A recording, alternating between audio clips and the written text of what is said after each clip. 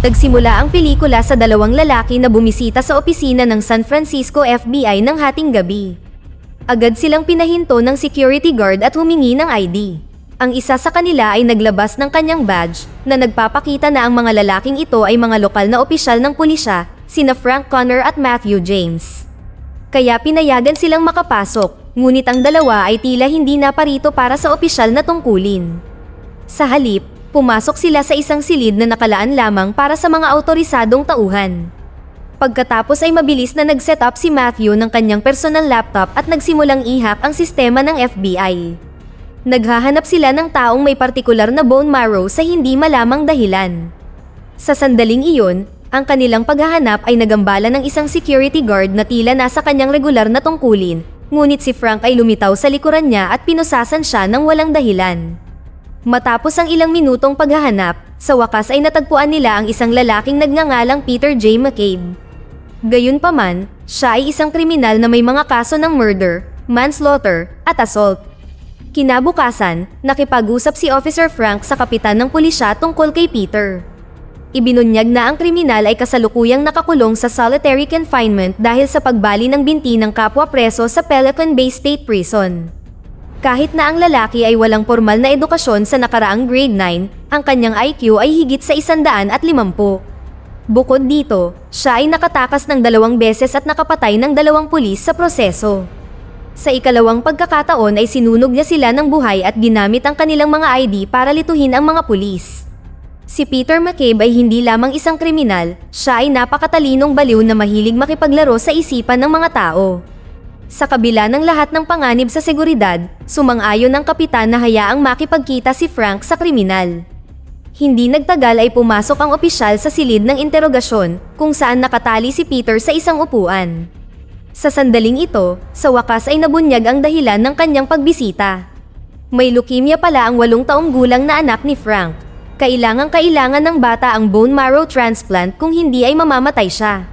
Pagkatapos manawagan ng mga donor sa TV sa nakalipas na 6 na buwan, sa kalaunan ay nagpasya si Frank na gawin ang paghahanap sa sariling mga kamay. Pumasok siya sa opisina ng FBI at tiningnan ang lahat ng database. Ang tanging tao na tumutugma sa mga kinakailangan para sa transplant ay si Peter. Sa kabila ng pagtuklas na kaya niyang iligtas ang buhay ng isang bata, walang balak tumulong ang kriminal. Pinaglaruan niya si Frank at pinagmakaawa bago siya sinabihan na pag-iisipan niya muna. Sinubukan ng desperadong ama ang bawat panlilinlang na alam niya para mabago ang isip ng kriminal. Ipinahayag din niya na ang kanyang anak ang tanging paraan para makabayad sa pagkakasala. Gayunpaman, malinaw na ang isang kriminal na tulad niya ay hindi naghahanap ng pagliligtas. Ang gusto lang niya ay magsaya at kalayaan. Si Frank ay umalis sa bilangguan na desperado at pumunta sa ospital upang makita ang kanyang anak na si Max. Doon, sinalubong siya ng mas masamang balita dahil ibinunyag ng babaeng doktor na ilang linggo na lang mabubuhay si Max nang walang bone marrow transplant. Hiniling niya kay Frank na ihanda ang sarili sa pinakamasama ngunit ayaw makinig ng huli. Hindi pala alam ni Max na bumalik ang cancer niya. Siya ay natuwa tungkol sa bagong aviation book na iniregalo sa kanya ng kanyang ama at walang pag-aalala tungkol sa mundo. Gayunpaman, nang maramdaman ng bata ang pag-aalala ng kanyang ama, nalaman ng bata na may mali at nagtanong kung siya ay mamamatay. Sinabi sa kanya ni Frank ang tungkol sa muling paglitaw ng kanser ngunit nagsinungaling na nakakita siya ng donor na handang tumulong. Tuwang-tuwa ang bata ngunit nagbigay rin ng taus-pusong mensahe sa kanyang ama. Kahit na hindi magtagumpay ang operasyon, alam ni Max na ginawa ng kanyang ama ang lahat ng kanyang makakaya para tumulong.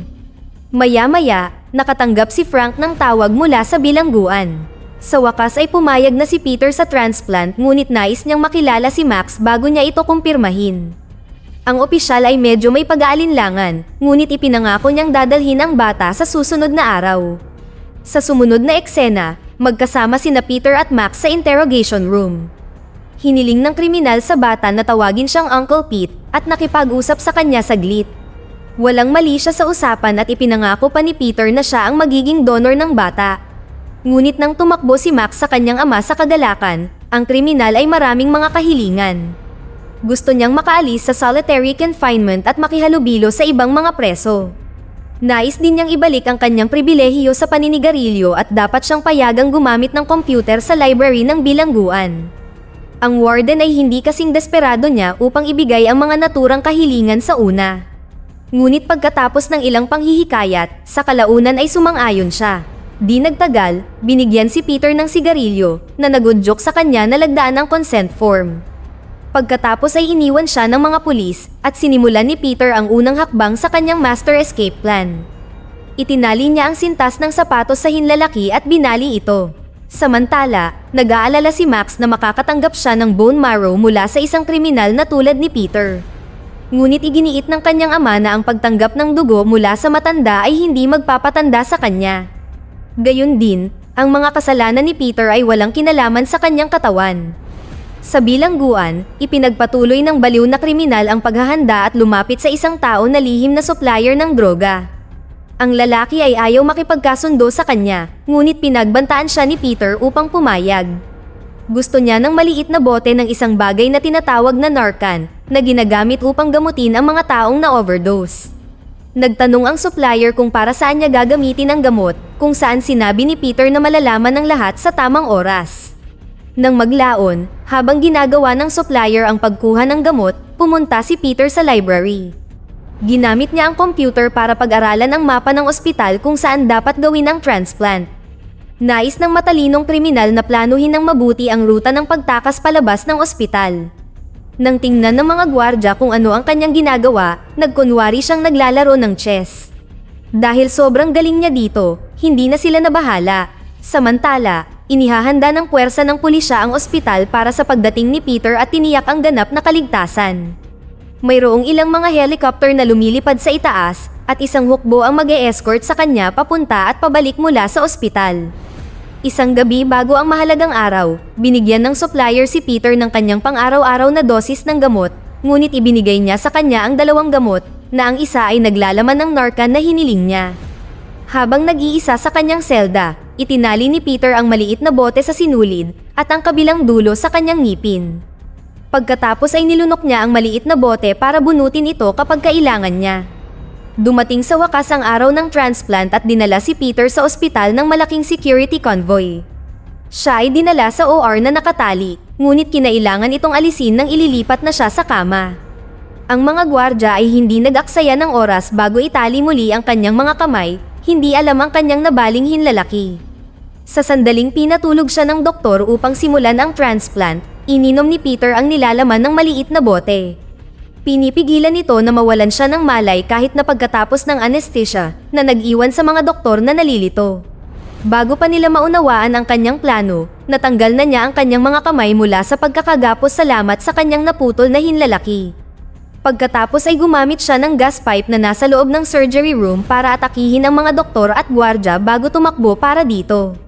Si Frank, na kanina pa nakamasid sa kaguluhan mula sa itaas na palapag, ay tumakbo para tulungan sila. Tinulungan niya ang mga ito bago ibinaling ang atensyon sa kriminal. Si Peter ay nag-slide sa laundry chute at nagsuot ng coat ng doktor para itago ang sarili bilang doktor. Sa kabila ng pagkakaroon ng kadena na nakatali sa kanyang mga paa at isang tama ng baril sa kanyang binti, ang lalaki ay hindi natitinag. Pumunta siya sa isang silid at binantaan ang lab technician na putulin ng kadena gamit ang laser gun ng ospital. Pagkatapos nito, tumakbo siya sa emergency room upang kumuha ng shot ng morphine para sa sakit, ngunit nahuli siya ni Frank sa akto. Sa matinding sandaling ito, binihag ni Peter si Samantha gamit ang scalpel, ang doktor na namamahala sa transplant. Pagkatapos ay hiniling niya na isuko ni Frank ang paghabol ngayon. Tumanggi ang detective at sinubukang bumaril, ngunit ibinunyag ni Samantha na kapag namatay si Peter, mawawalan ng silbi ang bone marrow. Nangangahulugan ito na hindi kailanman makukuha ni Max ang transplant. Habang pinag-iisipan ni Frank kung ano ang gagawin, isang pulis na nagngangalang Wilson ang lumitaw mula sa likod ng kurtina. Itinutok niya ang kanyang baril kay Peter, hiniling sa kanya na palayain ang doktor. Sa isang sandali ng takot, ibinigay ni Frank ang kanyang baril kay Peter upang may pagtanggol niya ang kanyang sarili. Tiniyak ng kilos na ito ang kanyang pag-alis mula sa puwersa ng pulisya, ngunit ang tanging inaalala niya ay ang pagliligtas sa kanyang anak. Sa lalong madaling panahon sumiklab sa lugar ang shootout na nauwi sa pagpatay ni Peter sa isa pang pulis at pananakit kay Wilson ng husto bago tumakas. Nang dumating ang kapitan kasama ang kanyang koponan, pinagalitan niya si Frank dahil hinayaan niyang mapatay ang mga tao para sa buhay ng kanyang anak. Pagkatapos ay inaresto si Frank dahil sa kanyang pabigla-biglang pag-uugali at ipinadala siya sa istasyon ng pulisya. Gayunpaman, nang nasa labas na sila ng ospital, itinapon niya ang pulis sa pulutong ng mga reporter at tumakas. Bumalik sa loob, dumudugo ang ilong ni Max at inaalagaan siya ni Dr. Samantha. Kasama rin ni Officer Matthew ang dalawa, ngunit hindi nagtagal ay inatake siya at pinatumba ni Peter. Pagkatapos ay binantaan ng kriminal si Samantha upang ibunyag kung saan nakalagay ang cyclopropane sa ospital. Nangako rin siya kay Max na ibabalik niya ang doktor sa sandaling matulungan siya nitong mahanap ang gusto niya. Samantala, dumating si Frank sa ospital at dumiretso sa kanyang anak upang tingnan kung ayos lang siya. Tinulungan din niya si Matthew at nalaman niya na ang kriminal ay naghahanap ng propane. Nagbigay ito sa kanya ng ideya kung saan maaaring pumunta si Peter. Pagkatapos ay inutusan ni Frank si Matthew na bantayan ang bata bago lumabas. Sa ibang lugar, pinapasok ni Peter kay Samantha ang 2 tangke ng propane sa isang bag at nagtanong ng direksyon patungo sa electrical room. Siya ay nagbabalak na pasabugin ang lugar bilang distraction upang makatakas ng hindi nahuhuli. Gayunpaman, inatake siya bigla ni Samantha at sinaktan siya bago tumakbo palayo. Pagkatapos ay nakatagpo niya si Frank sa pasilyo at ang dalawa ay saglit na nag-usap. Nakiusap ang desperadong ama na huwag sabihin sa pulisya ang kinaroroonan ni Peter dahil tiyak na mapapatay ito. Medyo nag-aalangan si Samantha pero sa huli ay pumayag din siya at pinuntahan si Max. Di nagtagal, ang 2 lalaki ay nagkita sa labas ng silid na may propane. Ngunit si Peter ang mas nakalalamang dahil hindi siya maaaring patayin ni Frank. Pagkatapos ay pinasabog niya ang silid at muling tumakbo palayo. Ang pagsabog ay naging sanhi din ng pag-shutdown ng buong sistema ng kuryente ng ospital, kabilang ang mga bentilador at mga ilaw. Bilang resulta, inilipat ni Matthew si Max sa lumang gusali ng ospital na nagdudugtong sa isang tulay. Habang sinusubukang sundan sila, napansin ni Frank na papunta din si Peter sa parehong gusali. Habang tumatawid siya sa tulay, sinimulan ng mga pulis ang pagpapaputok sa kriminal, ngunit iniligtas ni Frank ang kanyang buhay sa pamamagitan ng pagbaril sa ilaw na ginagamit nila upang mahanap siya. Di nagtagal, ang koponan ng SWAT ay pumasok sa ospital na nangangahulugang hindi magtatagal ay mahuhuli o mapapatay si Peter. Upang makakuha ng kalamangan sa mga gwardya, kinuha niyang bihag ang pinuno ng kanilang pangkat. Nagbigay daan ito sa kanya na ma-access ang control room na ginamit niya para isailalim ang buong ospital sa lockdown sa pamamagitan ng pagsasara ng lahat ng pinto. Samantala, sinabi kay Samantha na ang bata ay lubhang nangangailangan ng doktor at kailangan niyang pumunta sa lumang gusali sa lalong madaling panahon. Nang malaman ito ni Frank, agad siyang kumilos. Itinago niya si Samantha sa lahat at dinala siya sa kabilang gusali. Ang kabayanihan na pagkilos na ito ay nakakuha sa kanya ng pagpapahalaga kahit kay Peter, na pinapanood sila sa CCTV camera. Matapos may pasok sa loob, pinuntahan ni Frank at Samantha si Max habang isinasagawa ni Peter ang susunod na bahagi ng kanyang plano. Dinala niya ang mga hostage sa bubong bilang distraction. Alam na ang kapitan at ang kanyang koponan ay pupunta sa tulay na nag-uugnay sa mga gusali. Naglagay siya ng tangke ng propane malapit sa tulay upang patayin sila, ngunit nalaman ni Frank ang kanyang plano at iniligtas ang kapitan at ang buhay ng kanyang koponan sa pamamagitan ng pagpapasabog ng propane habang wala sila sa tulay. Ngayon, ang tanging tao sa gusali ay sina Peter, Frank, Matthew, Max, at Samantha. Ang huling 3 ay nasa loob ng nakalock na silid, habang ang 2 pa ay nasa labas. Nilapitan ni Peter si Frank at binantaang papatayin siya, ngunit mabilis na binuksan ni Max ang pinto upang iligtas ang kanyang ama. Sa proseso, gayunpaman, siya ay tinutukan ng baril. Pagkatapos ay isinagawa ni Peter ang huling bahagi ng kanyang plano at ginamit ang bata bilang hostage. Pumunta sila sa morgue, na may daan patungo sa mga lagusan sa ilalim ng lupa. Ito ang orihinal na plano ng pagtakas ni Peter noon pa man, dahil nakuha niya ang mapa ng tunnel mula sa internet. Pagkatapos ay gumawa siya ng butas sa dingding at humingi ng paumanhin sa bata. Sinabi ni Peter na tutulong sana siya kung wala siya sa ganitong masalimuot na sitwasyon. Pagkatapos nito, iniwan niya ang bata doon at tumakbo sa lagusan. Ngunit, sa lalong madaling panahon nalaman ni Frank ang tungkol sa plano ni Peter at nakita siyang nagmamaneho palayo sa asul na kotse. Pagkatapos ay nagnakaw siya ng kotse ng pulis at ginamit ang ID ng pulis para humingi ng tulong sa control room. Pagkatapos ng ilang minutong pagmamaneho, sa wakas ay nakita ni Frank ang sasakyan na malapit ng tumawid sa tulay. Nagbigay ito sa kanya ng ideya at nakipag-ugnayan sa operator ng tulay sa pamamagitan ng intercom system ng sasakyan ng pulis. Samantala, nakarating sa kapitan ang balita tungkol sa kriminal na nagtatangkang tumakas sakay ng asul na kotse. Mabilis siyang sumakay sa search helicopter kasama ang police sniper. Sila ay patungo sa parehong tulay kung saan ang lahat ng aksyon ay nangyayari. Sa kabilang banda, napagtanto ni Peter na siya ay sinusundan at pinabilis ang kanyang sasakyan. Ngunit sa kanyang pagkadismaya, inilock na ng operator ang lahat ng labasan. Matapos makipaghabulan sa loob ng mahabang oras, sa wakas ay na-corner ni Frank ang kriminal sa tulay. Hawak pa rin ni Peter ang baril na ninakaw niya sa pulis kanina, ngunit maya-maya lang, lumitaw malapit sa tulay ang helicopter na lulan ang kapitan at ang sniper. Ginamit ni Peter ang pagkakataong ito upang lumikha ng kaguluhan at bumaril sa helicopter. Inilabas ng sniper ang kanyang rifle at muling nagpaputok bilang tugon. Gayunpaman, tumalon si Frank sa harap ni Peter at sinalo ang bala sa braso upang iligtas siya.